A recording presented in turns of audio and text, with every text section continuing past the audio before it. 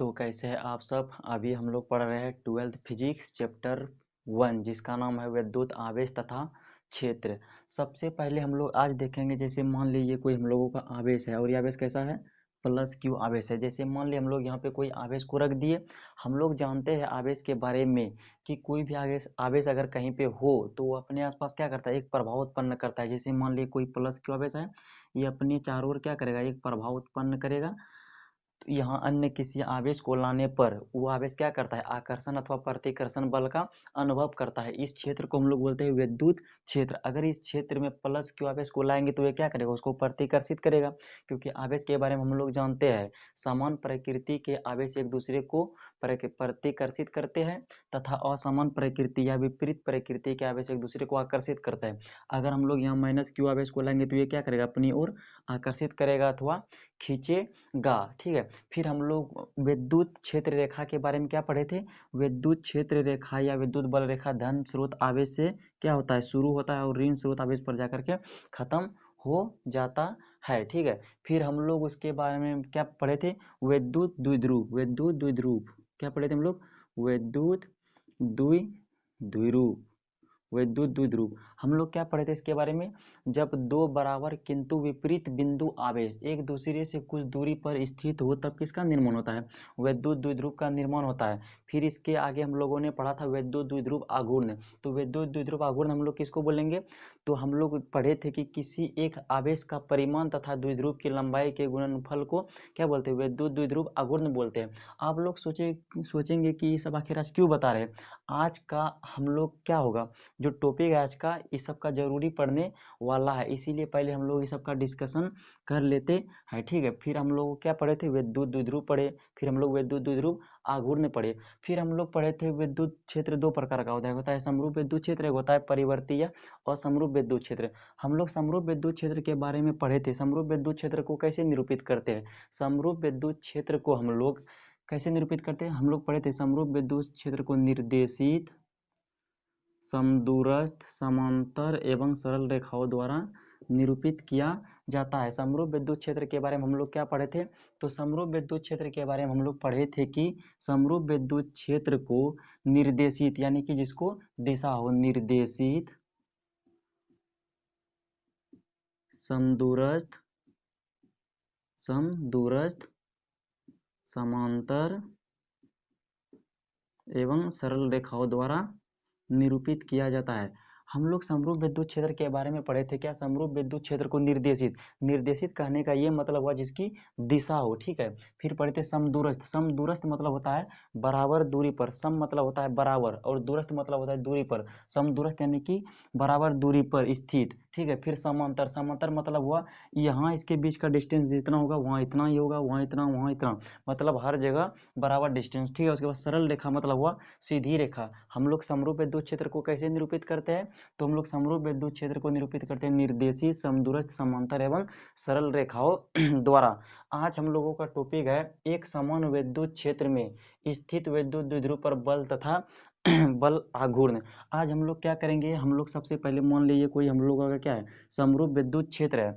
हम लोग क्या करेंगे, इस पर एक डायपोल को रखेंगे यानी कि विद्युत द्विध्रुव को रख देंगे। फिर हम लोग इस पर क्या करेंगे, इस द्विध्रुव पर लगने वाला बल और बल आघूर्ण का मान के बारे में पता करेंगे। सबसे पहले मान लिए यहाँ पे हम लोगों का आवेश है प्लस क्यू आवेश, ये हम लोगों का माइनस क्यू आवेश। द्विध्रुव के बारे में क्या पढ़े थे, जब दो बराबर किंतु विपरीत बिंदु आवेश एक दूसरे से कुछ दूरी पर स्थित हो तब विद्युत द्विध्रुव का निर्माण होता है। ठीक है, तो हम लोग यहाँ पे क्या किए, सबसे पहले माइनस क्यू आवेश लिए, यहाँ पे प्लस क्यू आवेश लिए।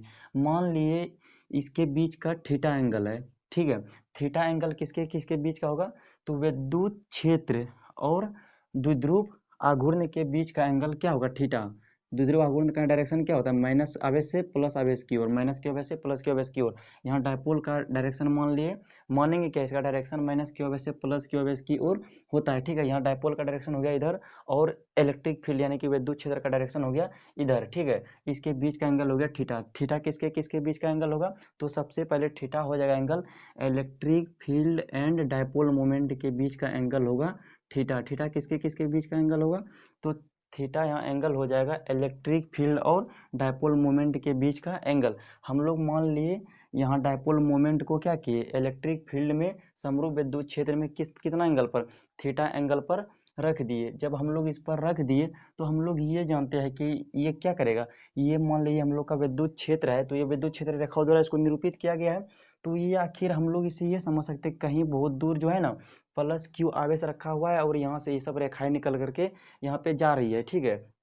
तो क्या करेगा, इसके कारण से समरूप विद्युत क्षेत्र में जो रखे है इस आवेश को यानी कि डायपोल मोमेंट को, तो क्या होगा, इसके कारण इस पर बल लगेगा। हम लोग पढ़े थे विद्युत तीव्रता या विद्युत क्षेत्र की तीव्रता। हम लोग विद्युत क्षेत्र की तीव्रता के बारे में क्या पढ़े थे, हम लोग पढ़े थे कि प्रति एकांक परीक्षण आवेश द्वारा अनुभव किया गया विद्युत बल उस बिंदु पर क्या कहलाता है, विद्युत क्षेत्र की तीव्रता कहलाता है। हम लोग क्या पढ़े थे विद्युत क्षेत्र की तीव्रता के बारे में, प्रति एकांक, मान ली कहीं पे विद्युत क्षेत्र होता था और इस पर हम लोग क्या करते थे, क्यू नोट आवेश को रख देते थे और इसके यहाँ पे हमको विद्युत क्षेत्र की तीव्रता का मान पता करना होता था। तो हम लोग किसके मदद से करते थे, परीक्षण आवेश को, इसको क्यू नोट को बोलते हैं परीक्षण आवेश, ठीक है। तो हम लोग यहाँ से E बराबर एफ बट्टे क्यू नोट लिखे थे। हम उस दिन आप लोग को बताए थे उस लेक्चर में कि हम लोग यहाँ से इस पर लगने वाला बल का भी मान निकाल सकते हैं। यहाँ बल का मान कितना हो जाएगा, एफ बराबर हो जाएगा क्यू नोट इंटू ई। यहाँ पे हम लोग परीक्षण आवेश के बदले में हम लोग कितना किसको रख दिया, प्लस क्यू आवेश को और यहाँ पे माइनस क्यू आवेश को। तो इस पर जो बल लगेगा प्लस क्यू आवेश के कारण इस पर किधर बल लगेगा, विद्युत क्षेत्र की दिशा में, यानी कि प्लस क्यू आवेश के कारण इस पर बल लगेगा इधर, ये देखिए इधर ऐसे ऐसे लगेगा बल, ठीक है। तो इस पर बल का मान कितना होगा, क्यू ई। यहाँ पे क्यू नोट के बदले हम लोग क्या लिए, प्लस क्यू। तो इस पर लगेगा बल विद्युत क्षेत्र के डायरेक्शन में कितना, क्यू ई। और इस पर बल कितना लगेगा, इस पर बल लगेगा विद्युत क्षेत्र के विपरीत डायरेक्शन में, यानी कि विद्युत क्षेत्र के विपरीत डायरेक्शन में इस पर बल लगेगा माइनस क्यू ई। तो हम लोग यहाँ से देखते हैं कि ये इस पर भी लगने वाला बल का मान, इस पर भी लगने वाला बल का मान है, दोनों का क्या है, परिमाण में क्या है, दोनों बराबर है, यानी कि दोनों का परिमाण सेम है। तो हम लोग यहाँ से कह सकते हैं एफ नेट बराबर कितना हो जाएगा, हम लोग देखते हैं कि दोनों बल का परिमाण क्या है, बराबर है, लेकिन दिशा में दोनों विपरीत है। तो यहाँ से क्या हो जाएगा, इस पर लगने वाला बल का मान Q E plus minus Q E. तो इस पर लगने वाला बल का मान कितना हो जाएगा, 0 हो जाएगा। तो हम लोग यहाँ से कह सकते हैं सीधी सीधी बात क्या कह सकते हैं, जब हम लोग विद्युत द्विध्रुव को किसी समरूप विद्युत क्षेत्र में रखेंगे तो उस पर लगने वाला बल का मान हमेशा क्या होगा, ये सिर्फ यहाँ नहीं, ये हमेशा के लिए अप्लाई होगा। जब भी हम लोग, लेकिन विद्युत क्षेत्र कैसा होना चाहिए, समरूप होना चाहिए। जब भी हम लोग समरूप विद्युत क्षेत्र में किसी भी डायपोल को रखेंगे तो उस पर लगने वाला बल का मान क्या होगा, 0 होगा, नेट बल का मान 0 होगा।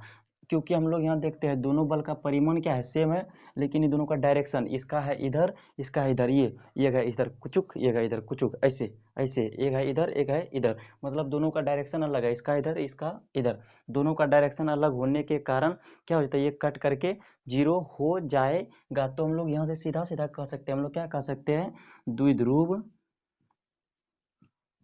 स्थानांतरीय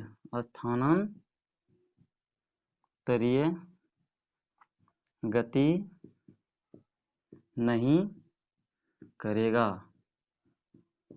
तो इस पर जब लगने वाला बल का मान ही 0 है तो हम लोग यहाँ से क्या कर सकते हैं, तो ये विद्युत द्विध्रुव जो है समरूप विद्युत क्षेत्र में रखे हैं विद्युत द्विध्रुव को, ये स्थानांतरीय मतलब हुआ स्थान, स्थानांतरीय मतलब हुआ स्थान, स्थानांतरीय से स्थान, यानी कि स्थानांतरीय गति नहीं करेगा।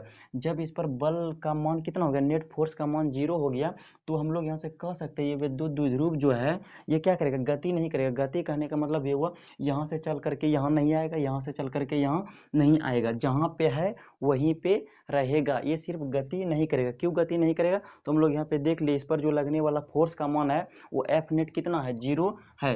लेकिन क्या हम लोग यहाँ देखते हैं कि इसका क्रिया रेखा क्या है, ये है, और इसका क्रिया रेखा ये है। हम लोग देखते हैं कि इसका क्रिया रेखा, दोनों का क्रिया रेखा सेम नहीं है। क्रिया रेखा मतलब हुआ जिस रेखा पर ये बल कार्य कर रहा है, ये देखिए इस क्रिया रेखा पर कार्य कर रहा है, ये इस पर कर रहा है। तो हम लोग देखते हैं कि दोनों का क्रिया रेखा अलग अलग है। दोनों का क्रिया रेखा अलग होने के कारण क्या करेगा, ये इस पर बल लगा रहा है कितना, क्यू ई बल लगा रहा है इस डायरेक्शन में, और माइनस क्यू आवेश विद्युत क्षेत्र के विपरीत दिशा में क्यू ई बल लगा रहा है। तो होगा क्या, ये इधर घूमने का प्रयास करेगा, ये ऐसे घूमेगा, प्लस क्यू इधर खींचेगा और माइनस क्यू इधर खींचेगा, ये क्या होगा, ऐसे घूमेगा, ऐसे ऐसे घूमने का प्रयास करेगा, ऐसे घूमने का ये क्या करेगा, प्रयास करेगा।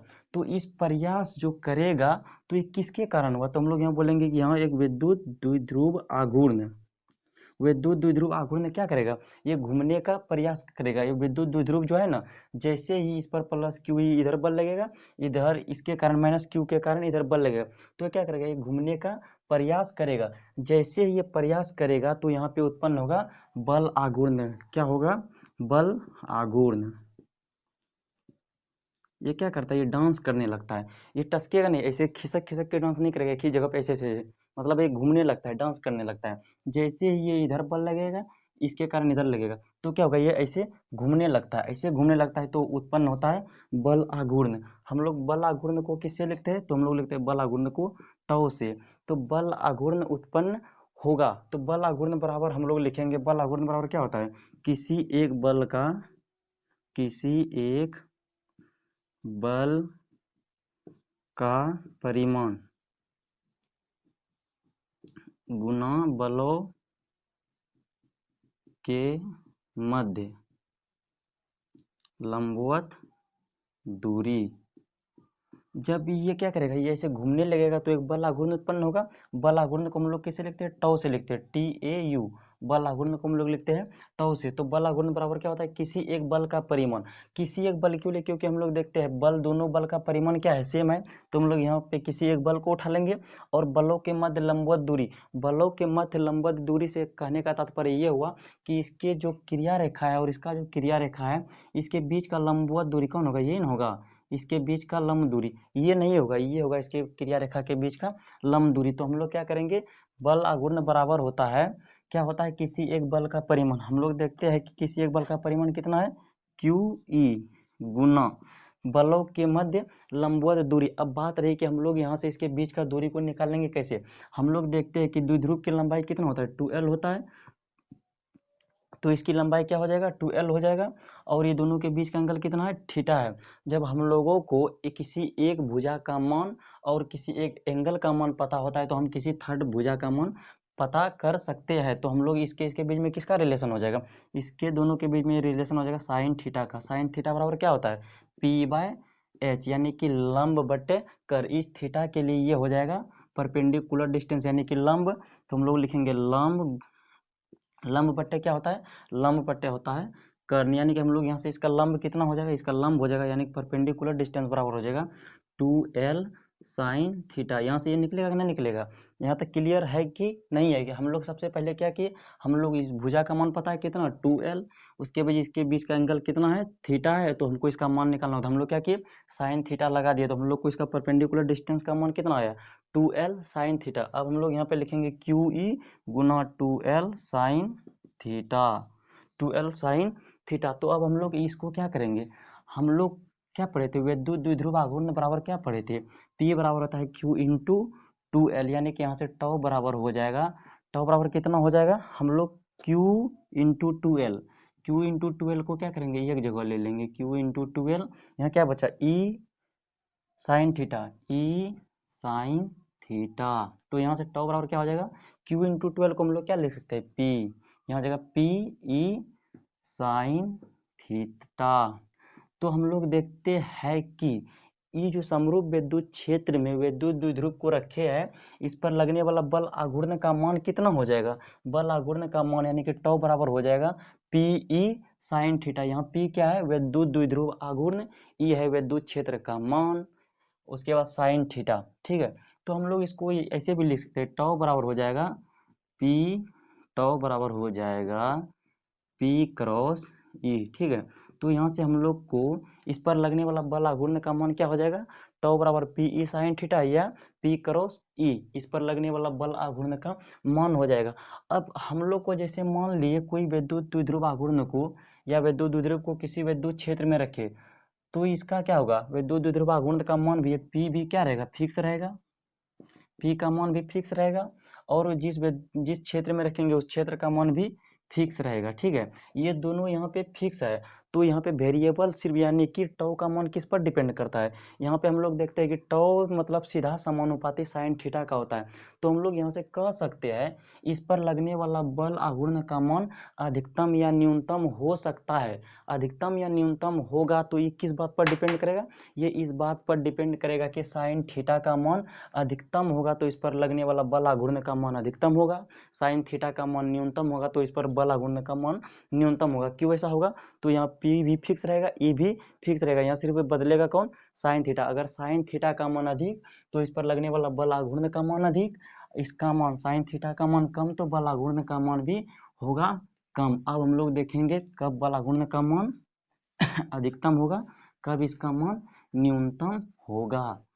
तो हम लोगों का पहला केस क्या है, बल आघूर्ण का मान अधिकतम होगा, टॉ का मान, ये क्या है, टॉ है, टॉ का मान अधिकतम होगा, टॉ का मान अधिकतम होगा।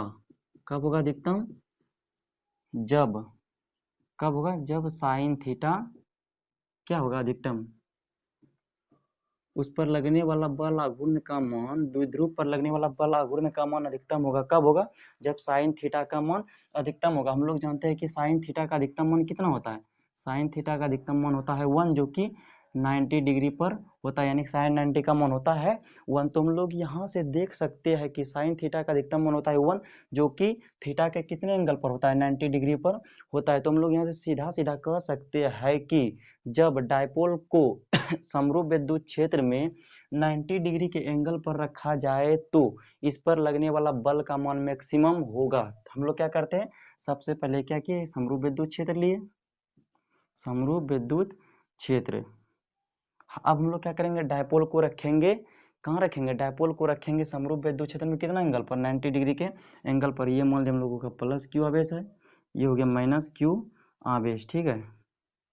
और यहाँ पे P का डायरेक्शन क्या हो जाएगा, ऊपर की ओर हो जाएगा, ठीक है। अब यहाँ देखेंगे थीटा का मान कितना होगा, थीटा का मान हो जाएगा 90 डिग्री। ये हो गया हम लोगों का समरूप विद्युत क्षेत्र, ये हो गया हम लोगों का समरूप विद्युत क्षेत्र। अब इस पर क्या किया हम लोग, डायपोल को रख दिए कितना एंगल पर, तो 90 डिग्री के एंगल पर। तो थीटा किसके किसके बीच का एंगल होगा, इलेक्ट्रिक फील्ड और डायपोल मोमेंट के बीच का एंगल होगा थीटा। यहाँ देखिए इसके बीच का कितना एंगल है, यहाँ बीच का एंगल है 90 डिग्री। तो हम लोग यहाँ से टॉ का मान निकालेंगे, टॉ का मान यहाँ क्या हो जाएगा, टॉ बराबर होता है पी ई साइन थीटा, या टॉ बराबर कितना हो जाएगा, पी ई साइन 90, या टॉ बराबर कितना हो जाएगा, साइन 90 का मान कितना होता है 1, यानी कि टॉ बराबर हो जाएगा पी ई, या टॉ मैक्सिमम, टॉ मैक्सिमम बराबर कितना हो जाएगा, पीई। तो हम लोग यहाँ से कह सकते हैं जब डायपोल को समरूप विद्युत क्षेत्र में 90 डिग्री के एंगल पर रखेंगे तो इस पर लगने वाला विद्युत यानी कि बल आघूर्ण का मान अधिकतम होगा, और वह मान कितना हो जाएगा, ये टॉ मैक्सिमम होगा पीई, यानी कि इस पर बल आघूर्ण का मान हो जाएगा पीई। जब हम लोग समरूप विद्युत क्षेत्र में क्या करेंगे डायपोल को 90 डिग्री के एंगल पर रखेंगे तो इस पर लगने वाला बल का मान हो जाएगा, बल आघूर्ण का मान कितना हो जाएगा, टॉ मैक्सिमम हो जाएगा पीई। इस पर बल हमेशा क्या होगा, लगने वाला बल का मान हमेशा 0 होगा, ये हमेशा के लिए सत्य है, यानी हमेशा के लिए ट्रू है। कब ट्रू है, जब समरूप विद्युत क्षेत्र में रहेगा तो इस पर लगने वाला बल का मान 0 होगा, लेकिन बल आघूर्ण का मान 0 हो भी सकता है, नहीं भी हो सकता है। तो यहाँ पे बल आघूर्ण का अधिकतम मान कितना हो जाएगा, पीई। तो इसका कंडीशन क्या है, तो हम लोग यहाँ से सीधा सीधा कह सकते हैं कि जब समरूप विद्युत क्षेत्र में किसी भी डायपोल को क्या करते हैं 90 डिग्री के एंगल पर रखते हैं तो उस पर लगने वाला बल आघूर्ण का मान अधिकतम होता है, जिसका मान होता है पीई, यानी कि टॉ मैक्सिमम बराबर हो जाएगा पीई। अब हम लोग देखेंगे आप लोग का मन में क्वेश्चन आएगा, अधिकतम का मान तो पता कर लिए लेकिन इसका मान न्यूनतम भी तो हो सकता है। अब इसका टॉ का मान कब न्यूनतम होगा, तो टॉ, टॉ यानी कि बल आघूर्ण, टॉ से हम लोग किसको लिखते हैं, बल आघूर्ण, टॉ न्यूनतम होगा, टॉ न्यूनतम होगा, कब होगा, टॉ न्यूनतम होगा कब, जब साइन थीटा क्या होगा, न्यूनतम, साइन थीटा बराबर होगा न्यूनतम। और साइन थीटा का न्यूनतम मान कितना होता है 0, ये कहाँ कहाँ होता है, तो ये थीटा बराबर या तो हम लोग 0 डिग्री लेंगे या तो 180 डिग्री लेंगे। अब हम लोग देखेंगे कि इस पर बल आघूर्ण का मान न्यूनतम कम होगा जब बल आघूर्ण यानी कि विद्युत द्विध्रुव को विद्युत क्षेत्र में या तो 0 डिग्री पर या 180 डिग्री के एंगल पर रखेंगे तो उस पर लगने वाला बल आघूर्ण का मान कितना हो जाएगा, न्यूनतम होगा। अब हम लोग इसको देखते हैं कंडीशन को। सबसे पहले ये हम लोग का मान लिए, ये हो गया हम लोगों का क्या हो गया, समरूप विद्युत क्षेत्र। इसको पहला कंडीशन क्या देखेंगे हम लोग पहला कंडीशन ये देखेंगे कि हम लोग इसको रखते हैं 0 डिग्री के एंगल पर। जैसे मान लीजिए हम लोगों का हो गया प्लस क्यू, ये हो गया हम लोगों का माइनस क्यू आवेश, ये हो गया प्लस क्यू आवेश, ठीक है, प्लस क्यू आवेश। हम लोग जानते हैं कि डायपोल की डायरेक्शन किधर होता है, माइनस क्यू आवेश से प्लस क्यू आवेश की ओर। तो इसका डायरेक्शन हो जाएगा इधर, ये रहा इसका डायरेक्शन, ये रहा पी का डायरेक्शन, और विद्युत क्षेत्र का भी डायरेक्शन सेम ही है। तो इसके बीच का एंगल कितना है, इसके बीच का एंगल है 0 डिग्री। तो हम लोग इस पर लगने वाला टॉ का मान निकालेंगे, यानी कि बल आघूर्ण का मान कितना हो जाएगा, इस पर लगने वाला हो जाएगा पीई साइन 0, या टॉ बराबर हो जाएगा साइन 0 का मान कितना होता है 0, यानी कि टॉ बराबर हो जाएगा 0। अरे भाई, तो हम लोग यहाँ से यहाँ क्या देख रहे हैं, बड़ी जुल्म की बात, ये क्या है, इस पर लगने वाला बल आघूर्ण का मान 0 हो गया। तो हम लोग स्टार्टिंग में ही बात किए थे क्या, हम लोग स्टार्टिंग में बात किए थे कि क्रिया रेखा अलग अलग होने के कारण इस पर लगने वाला बल आघूर्ण का मान क्या होगा, 0 नहीं होगा, लेकिन नेट बल का मान 0 होगा। तो यहाँ पे बल आघूर्ण 0 होने का मतलब ये हुआ कि ये दोनों का क्रिया रेखा क्या हो गया, सेम हो गया, दोनों का क्रिया रेखा यहाँ से हम लोग सेम हो जाएगा, ये कह सकते हैं। तो ये प्लस क्यू आवेश के कारण क्षेत्र के डायरेक्शन में इधर बल लगेगा क्यू ई, अब माइनस क्यू आवेश के कारण क्षेत्र के अपोजिट डायरेक्शन में बल लगेगा क्यू ई। तो हम लोग यहाँ से देखते हैं इसका क्रिया रेखा क्या हो गया, जब हम लोग डायपोल को विद्युत क्षेत्र में 0 डिग्री के एंगल पर रखे तो हम लोग यहाँ से देखते हैं कि इसका क्रिया रेखा सेम हो गया, और इस पर लगने वाला बल आघूर्ण का मान क्या हो गया, 0 हो गया। तो 0 क्यों हुआ बल आघूर्ण का मान, तो यहाँ क्रिया रेखा सेम होने के कारण, क्योंकि हम लोग देखते हैं कि प्लस क्यू आवेश के कारण क्षेत्र के डायरेक्शन में लगता है बल कितना क्यू ई, माइनस क्यू आवेश के कारण क्षेत्र के अपोजिट डायरेक्शन में लगता है बल क्यू ई। तो यहाँ पे बल का मान भी सेम है, दिशा अलग अलग है, तो नेट बल क्या हो जाएगा, 0 हो जाएगा। अब क्या करेगा, ये सिर्फ ये मतलब ऐसे घूम नहीं पाएगा, अब ये घूमेगा तो इस स्थिति में कभी भी घूम पाएगा, ऐसी स्थिति में घूम नहीं पाएगा। तो क्या करेगा, ये इसको इधर खींचेगा, ये इसको इधर खींचेगा। तो जब 0 डिग्री के एंगल पर रखेंगे तो डायपोल क्या करेगा, दूसरे को ऐसे खींचेगा, ये और ऐसे ऐसे करके सिर्फ खींचेगा, कहेगा तू इधर आ, ये कहेगा तू इधर आ, प्लस के बस कहेगा तू मेरे तरफ आ, माइनस के बस कहेगा तू मेरे तरफ आ। ये क्या करेगा, ये दोनों एक दूसरे को खींचेगा। तो ये क्या करेगा, ऐसी स्थिति में ना तो ये गति करेगा, ना तो ये अपने जगह पे घूमेगा। ऐसी स्थिति में ना इस पर कोई बल लगेगा, ना ही कोई बल आघूर्ण लगेगा। तो ऐसी स्थिति में क्या करेगा, जहाँ के तहाँ रह जाएगा। तो हम लोग इसको बोल सकते हैं ये कैसा स्टेट में आ गया, इक्विलिब्रियम में। तो ये स्टेट कैसा हो गया, तो हम लोग यहाँ पे देखते हैं कि ना इस पर बल का मान कुछ है, ना ही बल आघूर्ण का मान कुछ है, दोनों का मान यहाँ 0 है। बल का मान तो हमेशा 0 होता ही है, लेकिन यहाँ पे बल आघूर्ण का भी मान 0 है। तो हम लोग यहाँ पे कह सकते हैं डायपोल कैसा हो गया, तो ये हो गया इक्विलिब्रियम स्टेट में, यानी कि साम्यावस्था, साम्यावस्था में। तो यहाँ पे डायपोल कैसा हो गया, साम्यावस्था में, ये ना ही गति करेगा ना ही यहाँ पे घूमेगा, सिर्फ एक दूसरे को ऐसे खींचेगा, ये ऐसे ये ऐसे खींचेगा। अब हम लोग दूसरा कंडीशन क्या देखेंगे, अब हम लोग डायपोल को रखेंगे 180 डिग्री के एंगल पर। ये हो गया हम लोगों का कोई समरूप विद्युत क्षेत्र, ठीक है। अब हम लोग क्या करेंगे, इसको रखेंगे 180 डिग्री के एंगल पर। जैसे मान लीजिए हम लोगों का हो गया प्लस क्यू आवेश, ये हो गया हम लोगों का माइनस क्यू आवेश। इसका डायरेक्शन किधर होता है, माइनस क्यू से प्लस क्यू की ओर, यानी कि पी का डायरेक्शन हो जाएगा इधर, ये हो गया पी का डायरेक्शन। ये किसका डायरेक्शन हो गया, पी का डायरेक्शन, और ये हो गया ई का डायरेक्शन, यानी कि इसके बीच का एंगल कितना है 180 डिग्री। तो इस कंडीशन में भी साइन 180 का मान भी होता है 0। ऐसी यहाँ पे भी इसका टॉ का मान कितना हो जाएगा, टॉ का मान ऐसी कंडीशन में भी हो जाएगा 0। तो यहाँ भी हम लोग देखते हैं कि टॉ का मिनिमम मान कितना होता है, 0 होता है, यानी कि इस पर बल आघूर्ण लगता ही नहीं है, उसका मान कितना होता है 0। इस स्थिति में भी 0, इस स्थिति में भी 0। यहाँ पे प्लस क्यू आवेश के कारण क्षेत्र के डायरेक्शन में लगेगा कितना बल क्यू ई, और माइनस आवेश के कारण क्षेत्र के अपोजिट डायरेक्शन में लगेगा बल क्यू ई। तो यहाँ पे हम लोग देख रहे हैं कि ये बल लगा रहा है इधर, ये बल लगा रहा है इधर, ये इधर, प्लस क्यू बेस लगा रहा है क्षेत्र के डायरेक्शन में, माइनस क्यू बेस लगा रहा है क्षेत्र के अपोजिट डायरेक्शन में, यानी कि एक बल इधर से एक बल इधर से। जब कब ऐसा हो रहा है, जब 180 डिग्री पे रखे तो एक बल इधर से एक बल इधर से, एक इधर ऐसे ऐसे, यानी कि डायपोल एक दूसरे को चाँपने का प्रयास करेगा, ऐसे ऐसे करके दबाएगा। ये कंडीशन में ना तो घूमेगा ना कुछ करेगा, सिर्फ एक दूसरे को ये क्या करेगा, इसे दबाने का प्रयास करेगा। तो यहाँ पे कुल मिलाकर हम लोग ये कह सकते हैं कि जब हम लोग डायपोल को यूनिफॉर्म इलेक्ट्रिक फील्ड में या समरूप विद्युत क्षेत्र में रखते हैं तो इस पर लगने वाला बल आघूर्ण का भी मान 0 होता है, और इस पर लगने वाला बल तो हमेशा 0 होता ही है जब समरूप विद्युत क्षेत्र हो तब। तो अब हम लोग यहाँ पे बोलेंगे इसको भी साम्य अवस्था में, ये भी कैसी हो गया, ये भी हो गया साम्य अवस्था में। अब हम लोग क्या करेंगे, अब हम लोग इसको करेंगे थोड़ा सा इसके साथ छेड़छाड़। तो हम लोग क्या करेंगे, अब इसके साथ थोड़ा सा छेड़छाड़ करेंगे। छेड़छाड़ क्या करेंगे, इसको पहले की स्थिति से थोड़ा ऐसा घुमा देंगे। क्या करेंगे, मान लीजिए प्लस क्यू बेस आ गया यहाँ, माइनस क्यू बेस आ गया यहाँ, ये दोनों को थोड़ा घुमा देंगे। जब ये दोनों को थोड़ा घुमा देंगे ना, तो प्लस क्यू बेस के कारण क्षेत्र के डायरेक्शन में बल लगेगा, इधर ये इधर खींचेगा, और माइनस क्यू बेस के कारण क्षेत्र के अपोजिट डायरेक्शन में बल लगेगा। जब हम ये दोनों को थोड़ा सा क्या करते हैं, स्लाइटली डिस्टर्ब कर देते हैं, इसका जो पहले का स्थिति है उससे थोड़ा क्या कर देते हैं, अलग कर देते हैं। मतलब इसका डायरेक्शन पहले हम लोग इसको ऐसे रखे थे, अब क्या कर दिए, यहाँ से उठा करके ऐसे यहाँ पे इसको ऐसे रख दिए।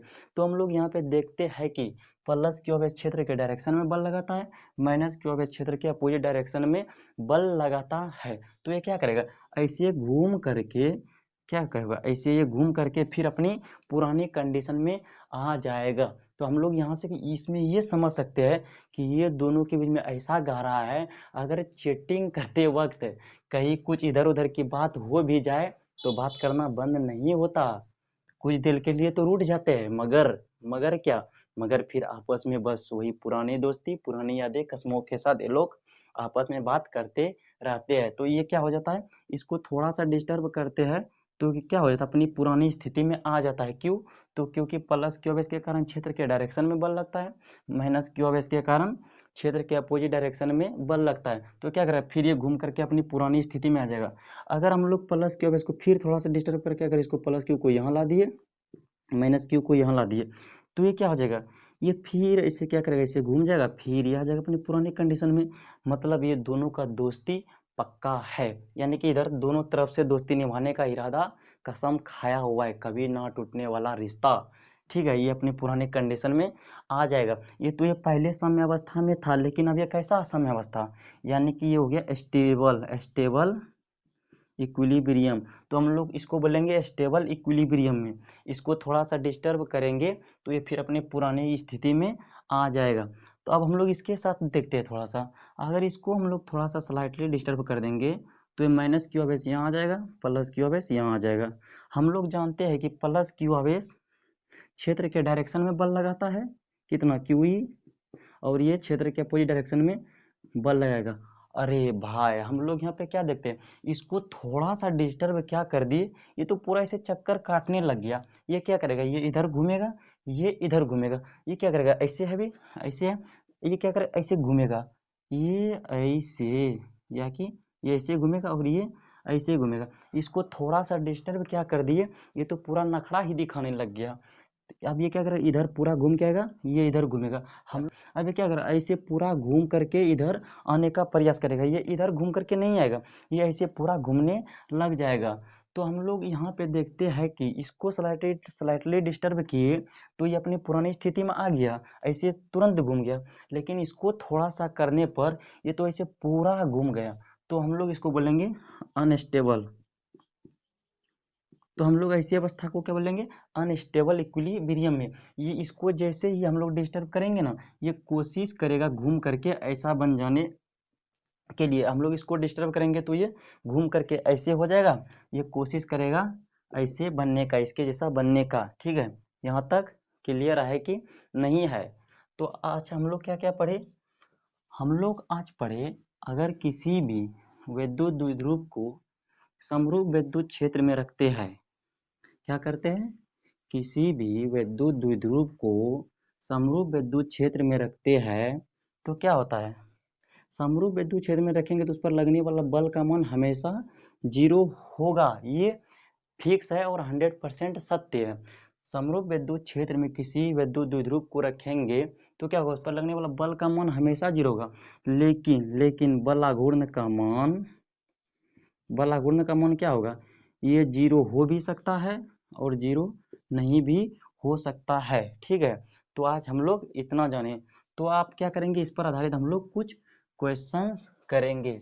हम लोग इस पर आधारित क्या करेंगे, कुछ क्वेश्चंस करेंगे। क्वेश्चन हम लोग क्या करेंगे, सबसे पहले मान लिए ये हम लोग का क्या है, समरूप विद्युत क्षेत्र है। ठीक है, ये हम लोग का क्या है, समरूप विद्युत क्षेत्र है। तो हम लोग समरूप विद्युत क्षेत्र में क्या क्या मान लिया, हम लोग का कोई डायपोल है, ये इलेक्ट्रिक फील्ड के साथ 30 डिग्री का एंगल बनाता है। सबसे पहले हम लोग क्या किए, एक डायपोल ले लिए, उसको हम लोग क्या किए, समरूप विद्युत क्षेत्र में रख लिए, जो विद्युत क्षेत्र के साथ कितना एंगल बनाता है, 30 डिग्री का एंगल पे क्या हुआ है, रखा हुआ है। और इसका विद्युत द्विध्रुव आघूर्ण यानी कि P का मान कितना है, 4 गुना 10⁻⁹ कूलम्ब मीटर, नोट सेंटीमीटर, ये सेंटीमीटर नहीं है, इसको हम लोग क्या बोलेंगे। सबसे पहले हम लोग क्या किया, समरूप विद्युत क्षेत्र लिए, उस समरूप विद्युत क्षेत्र में एक डायपोल को क्या किया, 30 डिग्री के एंगल पर रख दिए, जिसका डायपोल मोमेंट यानी कि द्विध्रुव आघूर्ण का मान कितना है, 4 गुना 10⁻⁹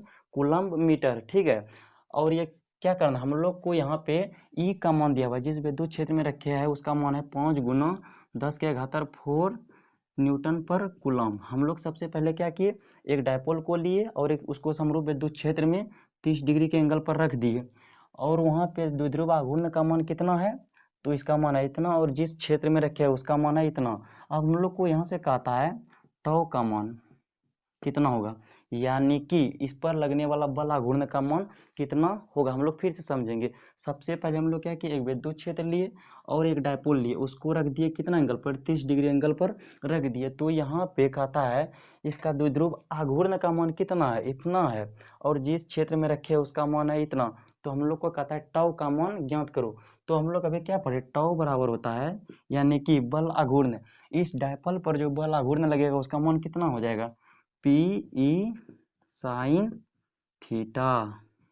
तो यहाँ से टाउ क्या हो जाएगा, पी ई साइन, पी का मान हम लोग को यहाँ पे दिया हुआ है, पी का मान कितना दिया हुआ है, तो दिया हुआ है 4 गुना 10⁻⁹ ई का मान है 5 गुना 10⁻⁴ गुना साइन 30 का मान कितना होता है, साइन, इसके जगह पर लिख देंगे साइन 30, साइन 30 का मान कितना होता है 1/2, यानी कि साइन 30 का मान होता है 1/2। ये 2 से ये 4 क्या हो जाएगा, कैंसिल हो जाएगा। तो यहाँ टॉ बराबर हो जाएगा कितना हो जाएगा, ये 5 गुना 10 गुना 10⁻⁹ प्लस 4 बराबर हो जाएगा 10 गुना 10⁻⁵।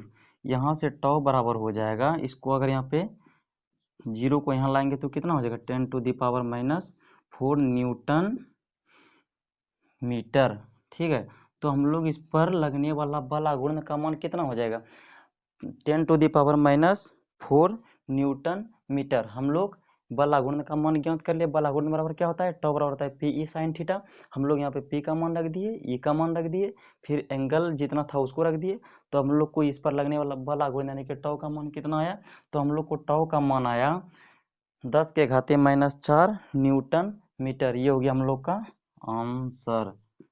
तो आज का लेक्चर यहीं तक एंड करते हैं। तो आप लोग को बता दूं कि कमेंट बॉक्स और डिस्क्रिप्शन बॉक्स में PDF लिंक दिया हुआ है, वहां जाकर के डाउनलोड कर सकते हैं। तब तक के लिए बाय बाय।